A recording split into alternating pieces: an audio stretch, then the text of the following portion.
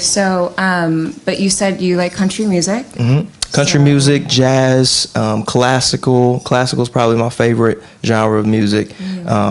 Rap, dance, techno, R&B, pop, like all of it. Waltz. So EDM. Yeah, absolutely. Like I'm huge into. I mean, it's hard to prove it in the sound. Like I think that'll take a career. Yeah. To try to, similar to how Pharrell like spent a lot of time in hip hop, right. And then now he's doing stuff like Happy and like working with Daft Punk. Like it took years to develop a brand, and then you can stretch out. Right. So yeah, but it's cool. I mean, like I said, I think that delivery is so important. So it is exciting to see that. So let's double back because I do want to touch on something. I actually was having a good conversation with a friend earlier, and I was like, he's similar to you in the sense that he both considers himself both, a rapper and a singer. And, we did touch on the whole like secular, the idea of secular music, or the idea of being an artist and being a Christian, and how sometimes, I don't know, do you feel like that's something that's a pressure from the Christian community? Do you think it's like an internal thing? You said a pressure? Do you think to define where you should identify? Pressure, if you let it, I don't let it be a pressure because I expect it and I appreciate it. I appreciate the desire for, Christians to keep Christians accountable in every area. Like I welcome it. I just think it's a ceiling. It has a ceiling. The approach artistically has a ceiling, and we've created that ceiling because we're trying to stay safe. Right. But School of Roses is very much a Christian album. I like to tell people it's the other face of the gospel. Like you've got the New Testament, you've got the Old Testament, you've got scriptures like, Timothy or Corinthians or Romans or whatnot, which kind of breaks down a lot of conduct and how we're supposed to live our lives. But then you have scriptures like Lamentations, where, Jeremiah spends 3 chapters like deeply complaining and lamenting for the sorrows he has to go through. And people don't tend to want to dive into that subject matter without feeling like, it's been 3 minutes, let me quickly resolve this. Right. And I wanted to just remind people that we're human on the album. And I think, it's funny because like I'll have conversations with, my parents, for instance, and we'll be talking about just like life stories. Yeah. And the point of reference a lot of times goes back to things that happened in the Bible. Yeah. So it's funny how like whether it's music or television or even movies, we set different boundaries than we do, I think, in just regular conversation. Yeah. So I like the idea that that you're willing to go there. Yeah. It's hard. It's a little tough in the Christian community because that's where I feel like my support system is, and I don't want to lose that. Yeah, absolutely. Because I love the body. I love my family. But even reaching out to unbelievers or people who don't agree with every single thing that we may, there's so many different schools of thought in Christianity. I was like, you can't even assume that just because, it's difficult. Yeah. I just don't want to limit people's opportunity to really learn who God is as a whole. Right. And sometimes you spend a few songs diving in struggle, or a whole album talking about conflict, internal conflict, with temptation, just being weak. And the other thing about the album was I wrote it how I like in a place where I was feeling like that. That's what I was going to ask you, because the first music video of yours that I saw was Wanna. Yeah. And I was like, I don't know what to expect, So I mean, I could really, like it was it was interesting, for sure. I could definitely make an album about where I want to be or where we should be, but I wanted to make an album about where I am and write it currently and say, hey, well, certain things aren't resolved yet, but capturing that without glorifying the emotion or even the sin that we all carry is very difficult, and you have to kind of just thread yourself. I think people will listen to the album and they'll see Chris, and then they'll listen to it again and they'll see me, but eventually they'll see themselves.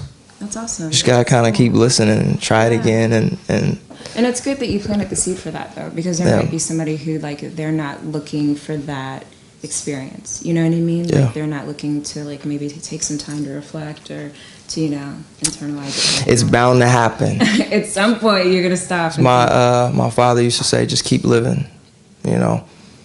eventually you'll find yourself needing, you know, at least one of those songs off the album. Yeah, and that's awesome. What I wrote them for. Okay, yeah, that's such an awesome way to deliver that package.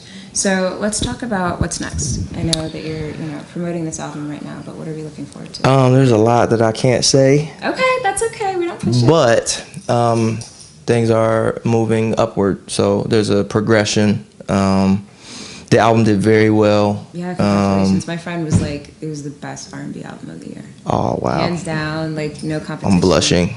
Don't blush. That's one heck of a compliment, man. That's awesome. You work hard. You know, everybody, you know, we all have visions, and we try to translate that through the music, and I think God just opened up doors. But in the mainstream world and in the Christian world, like, there's a lot of opportunity for this album and me as an artist to shine on a way bigger platform. Right. And we're just trying to be careful with how to approach it.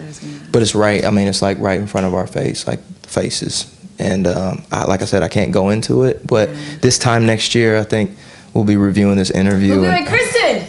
Christon! No. We'll just do another interview. Famous!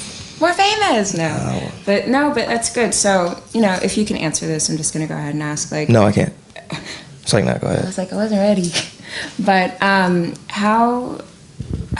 what would your advice be? Let's take you out of it a little bit, but Sure. still ask you for your advice. What would your advice be to an artist who is already trying to kind of define themselves, figure out which direction they're going to go? Because this is a conversation I have really regularly.